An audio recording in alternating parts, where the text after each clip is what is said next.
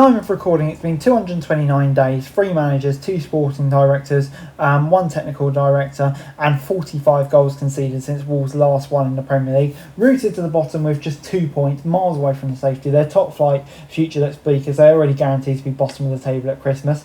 Monday's 4-1 loss to Manchester United was their 8th straight league defeat, their longest losing top flight run in the Premier League era, and equaling their all-time top flight run of defeats from 1981-2. And yeah, their first half equaliser was their first league goal since 26th of October. Wolves haul of only 2 points this season as a joint Lewis Turley after 15 games of the campaign in history of the top 4 tiers. Angry Wolves fans boycotted the opening 15 minutes against United's protest against the running of the club. They might have wished they stayed outside. I understand the frustration, said Rob Edwards. I won't tell fans what to do. I'd love them to support the players, but they have to see the effort and commitment in return. Mistakes are punished tonight and that filtered through. There was anger in the stadium. The lads are trying, the supporters are angry, and I get it. It was the toughest league in the world and we came into it a team who hasn't won since April. I wasn't anticipating a quick turnaround. Relegation is an inevitability with Derby's Premier League low of 11 points under serious threat, so will Wolves avoid becoming the worst team? It's important to distinguish there's a completely different Premier League era to Derby, so comparisons feel unfair. It's not a problem purely based on this season either. Since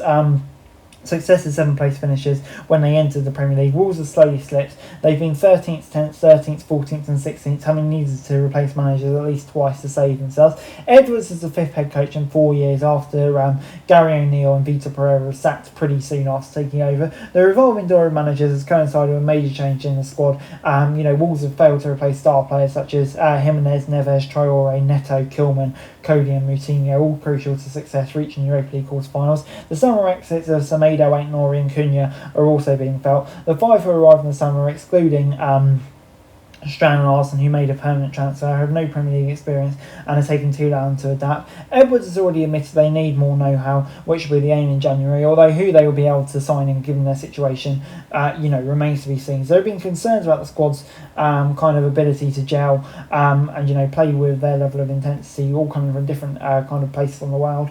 The Derby side had 6 points at this stage of the season, so yeah, what is going wrong? One of the players said at Derby the politics around the club disrupted what was going on in the change. On the pitch, it felt like everyone gave up. It was 20 games to go and we're never going to do it. That was all negative talk. It wasn't an accident the team found themselves at the bottom, really struggled. It almost relegated itself. There was too much politics going on. You can relegate yourself based on how you think. If you come on Monday morning, it's heavier to pick yourself up and heavier to look at the past. You've also seen the team saying sell the club, etc, etc, and that's kind of repeating itself at Wolves. There was no change in Foster's mindset. If Wolves are relegated, they will remain, and there's no immediate plans to sell. They're open to minority investments such as from John Textor. The former director of player recruitment and also development, Matt Jackson, was also promoted as technical director last month, a move met with scepticism for many who want to see change.